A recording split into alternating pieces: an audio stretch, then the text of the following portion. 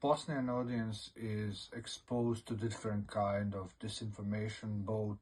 produced locally and then being amplified by the Russian state media, or the ones coming directly from the Russian state media and being disseminated by the local pro-Russian actors. That concerns the disinformation regarding the EU accession and how the EU is failing, the whole NATO disinformation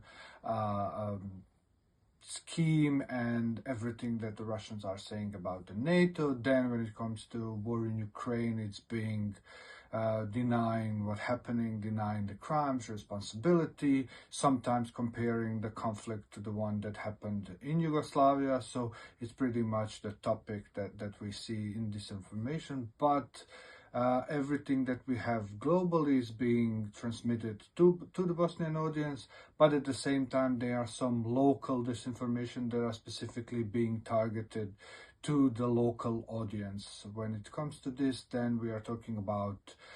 denying war crimes that happened in Bosnia, specifically the disinformation when it comes to the biggest war crime happened in Bosnia in previous war, that is genocide in Srebrenica. We have seen the Russian state-sponsored funds that organized conferences in order to produce the material for the Russian state media that they could disseminate these stories about genocide denial, which are then being republished and empowered by the local media and political actors that are pro-Russian, which are already denying the genocide that happened, that was committed by the police and military forces of the Republika Srpska. And nowadays, what is actually the trending topic is to compare the local Bosnian Muslims to the members of Hezbollah and Hamas, to actually make a connection with Iran and everything that is happening, to actually say that the local pro-Russian politicians were warning about that for years, and that they are actually the ones defending the European values and defending, civilization from these pro-Iranian radical Islamists that are actually trying to transfer what's happening in Iran, even though there is some Iranian influence in Bosnia and Herzegovina. That is far from what these political actors are saying, and then the Russian state media are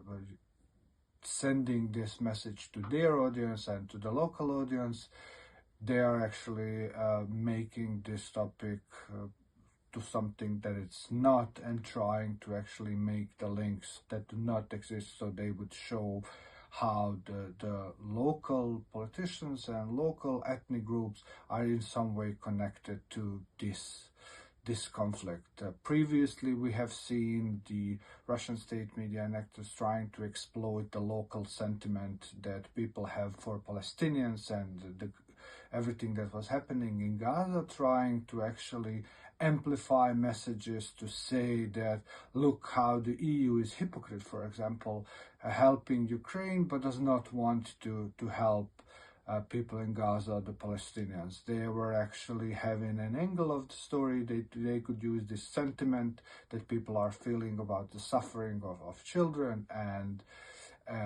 other and families, to actually amplify the political message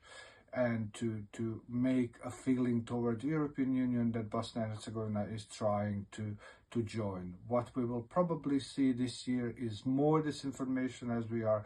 getting near to October, when the general elections are to be held in Bosnia with high stakes, having this year that some of most